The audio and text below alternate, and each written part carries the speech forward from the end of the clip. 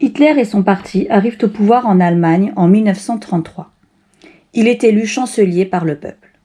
Hitler instaure peu à peu une politique de la terreur. Afin d'assurer la survie de la race aryenne, le Troisième Reich d'Hitler a pour ambition de conquérir et de coloniser les territoires de l'Est. Hitler nomme ces territoires l'espace vital. L'Allemagne nazie, l'Italie et le Japon constituent les puissances de l'Axe. La France, la Grande-Bretagne, l'URSS et les États-Unis sont les puissances alliées. La guerre est déclarée en 1939, lorsqu'Hitler envahit la Pologne alors qu'il n'en avait pas le droit. La France et la Grande-Bretagne lui déclarent la guerre le 3 septembre 1939. Les deux camps défendent des valeurs opposées.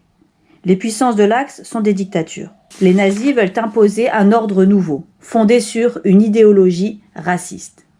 En face, les Alliés défendent les valeurs de liberté, de démocratie et de droits de l'homme. De 1939 à 1942, l'Axe, donc l'Allemagne et l'Italie en Europe et Japon en Asie, font de nombreuses conquêtes. La France perd face aux Allemands et signe sa défaite en 1940. La France est alors occupée par l'Allemagne. Elle a perdu la guerre. Mais un événement va modifier le déroulement de cette Deuxième Guerre mondiale. C'est l'entrée en guerre des États-Unis. Pourquoi entre-t-il dans cette Deuxième Guerre mondiale ? Dans le Pacifique, le Japon est victorieux. Il s'attaque le 2 décembre 1941 à la base militaire américaine de Pearl Harbor, située à Hawaï.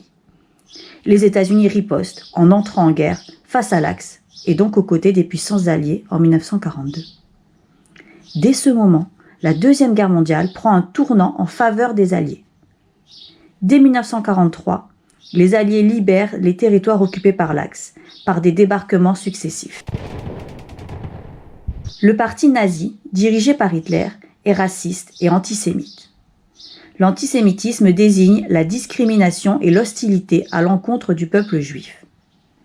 Cette conquête des territoires de l'Est implique le transfert forcé et la mise en esclavage des populations slaves ainsi que la déportation puis le meurtre des Juifs.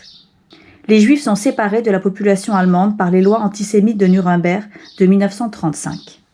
Ils sont regroupés dans des ghettos et massacrés par des groupes d'intervention.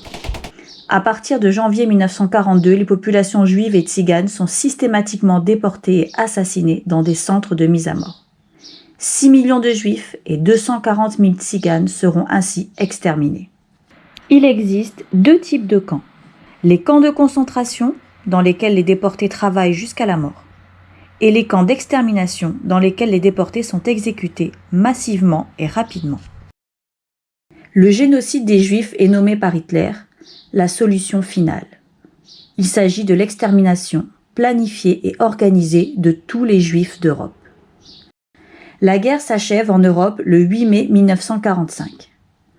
En Asie-Pacifique, l'arme atomique est utilisée pour la première fois par les États-Unis au Japon sur les deux villes d'Hiroshima et Nagasaki, le 6 et 9 août 1945. Le Japon capitule et signe la fin de la Deuxième Guerre mondiale le 2 septembre 1945.